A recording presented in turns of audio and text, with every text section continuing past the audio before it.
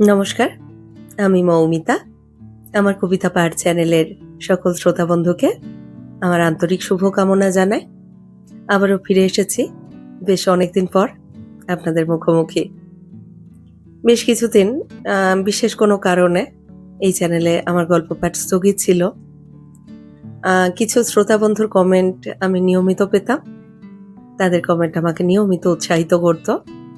তাদেরকে মিস করছি। আপনাদেরকে আবারও ফিরে পেতে চাই। আর নতুন যারা আছেন তাদেরও কমেন্ট আমাকে নিশ্চয়ই উৎসাহিত করবে।